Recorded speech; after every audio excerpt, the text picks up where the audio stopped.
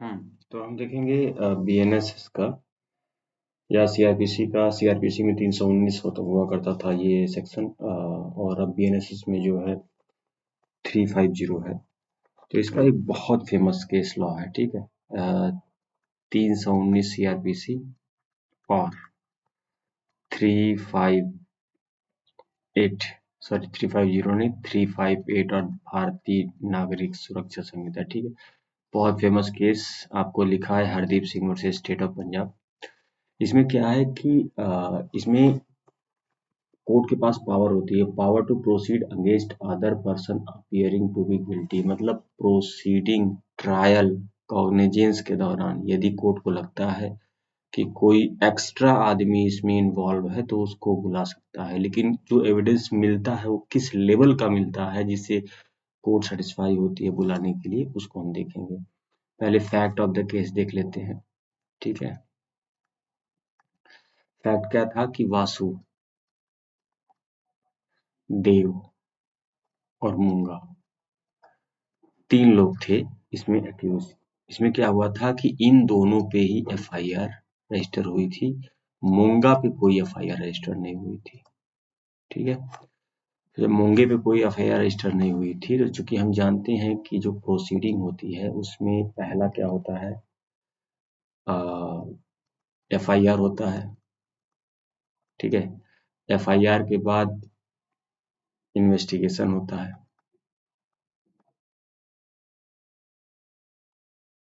ठीक है। इन्वेस्टिगेशन के बाद जब मैटर कोर्ट में आता है तो एविडेंस के बेस पे, ठीक है, एविडेंस के बेस पे कोर्ट क्या करती है, कॉग्निजेंस लेती है, उस मैटर का कॉग्निजेंस लेती है और इंक्वायरी करती है, ठीक है। और इंक्वायरी करने के जस्ट बाद ये स्टार्ट होता है फ्रेमिंग ऑफ चार्जेस,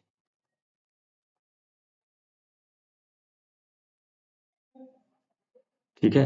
तो फ्रेमिंग ऑफ चार्जेस के पास जब इंक्वायरी हुआ तो देव को डिस्चार्ज किया गया। याद रखिएगा, एक्विट नहीं, एक्विट तो जो है डिस्चार्ज किया गया।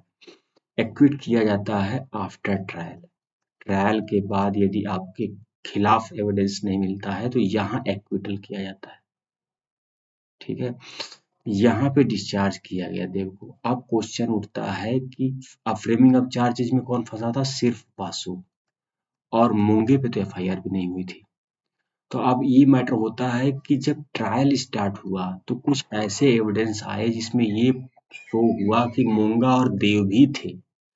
तो क्या ये होता है कि किस लेवल का, पहला बात कि लेवल ऑफ एविडेंस क्या होगा जिसके कारण कोर्ट उसको दोबारा बुलाएगी, रीहर्ड करेगी और उन लोगों को फिर से रिसम्मन करेगी, नहीं तो अरेस्ट करवाएगी। और वो सिर्फ क्या इसी स्टेज पे होगा या किस स्टेज पे होगा, ठीक है। दो प्रॉब्लम है, विच स्टेज।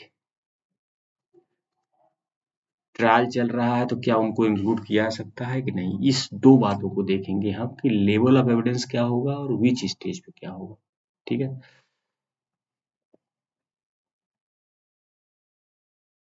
तो पहले तो हम देखेंगे, देखिए 358 का बीएनएस का सेक्शन है उसको हम देख लेंगे, लेकिन पहले उससे पहले देखते हैं कि हम किस लेवल पे उनको इंक्लूड कर सकते हैं, ठीक है। एक बार और डायग्राम बना लेते हैं कि भाई देखो एफआईआर रजिस्टर्ड हो गई, ठीक है। ये इन्वेस्टिगेशन चल रही है। इन्वेस्टिगेशन किसके द्वारा होती है, पुलिस के द्वारा। इन्वेस्टिगेशन के बाद जब मैटर कोर्ट में आ गया, कोर्ट में एंट्री ले लिया है मैटर कोर्ट में एंट्री लेने के बाद कॉग्निजेंस स्टार्ट होगा। कॉग्निजेंस किसके द्वारा लिया जाता है, कोर्ट के द्वारा, और इंक्वायरी स्टार्ट।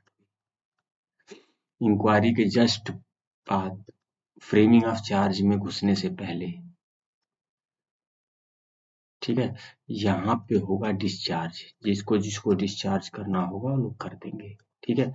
इसके बाद जब फ्रेमिंग ऑफ चार्ज हो जाएगा तो स्टार्ट होगा ट्रायल। और ट्रायल के बाद यदि एविडेंस आपके खिलाफ नहीं मिला तो यहाँ पे आप हो जाएंगे एक्विटल, एक्विटल आपका हो जाएगा। तो क्वेश्चन कर रहा है क्या ट्रायल के दौरान ही सिर्फ हम उनको कॉल कर सकते हैं, तो नहीं। अगर इन्वेस्टिगेशन के दौरान, इंक्वायरी के दौरान या ट्रायल के दौरान किसी भी स्टेज पे आपके खिलाफ एविडेंस मिला, ऑल स्टेज पे आपको कॉल किया जा सकता है। और दूसरा सबसे इम्पोर्टेंट, किस लेवल का, लेवल ऑफ एविडेंस क्या होगा, ठीक है, किस लेवल ऑफ एविडेंस पे कोर्ट कॉल करेगी। तो पहला बात है कि प्राइमा फेसिया, मतलब क्या प्रथम दृष्टया देख के लगेगा कि आपको, आपके खिलाफ एविडेंस है तो क्या आपको बुला लेगी कोर्ट, या 100% कन्विक्शन रेट, मतलब ऐसा कोई एविडेंस मिल गया जिसमें जो है 100% श्योर है कोर्ट की आपको कन्विक्शन है, तब बुलाएगी, या केवल प्रथम दृष्टया ही आपके खिलाफ एविडेंस मिल रहा है तो बुलाएगी। तो ऐसी बात नहीं, इसके मिड पाथ पे होगा, मतलब प्राइमा फेसिया से ज्यादा एविडेंस मिलना चाहिए और कन्विक्शन रेट से कम मिलना चाहिए, तब आपको कोर्ट कॉल करेगी। लेकिन आप जब सेक्शन ये पढ़ेंगे तो सेक्शन में लिखा हुआ है कि डिस्क्रिशन ही है पावर पे, कोर्ट के डिस्क्रिशन पे लिखा हुआ है कोर्ट में proceed against such person, court शैल नहीं लिखा है, में इसलिए लिखा है कि देखिए अगर किसी इंसान को आपने ट्रायल के दौरान रीहर्ड, मतलब एविडेंस लेने के बाद उसको इंक्लूड किया, ठीक है, तो फिर से वही प्रोसीजर स्टार्ट हो जाएगा। कौन सा प्रोसीजर,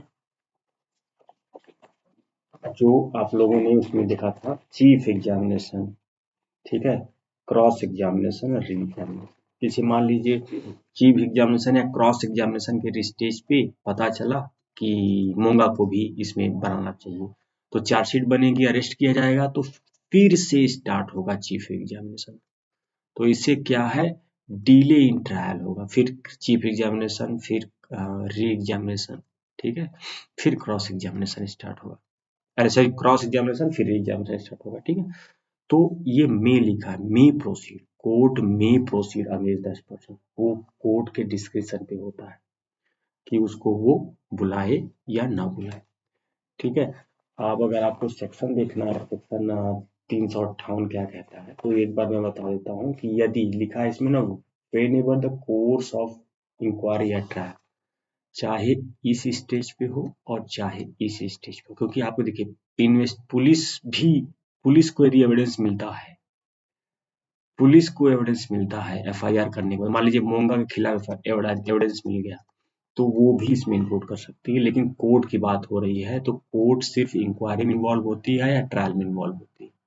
तो किसी स्टेज पे आपके खिलाफ यदि कुछ मिलता है, not being accuse has committed any offence, मतलब आप उसमें नहीं थे लेकिन आपने ऑफेंस किया है, could be try together with the accuse, accuse के साथ ट्राई हो सकते, एक्यूज के साथ आप ट्राई किया सकते हैं, कोर्ट में प्रोसीड अगेंस्ट सच पर्सन, ठीक है।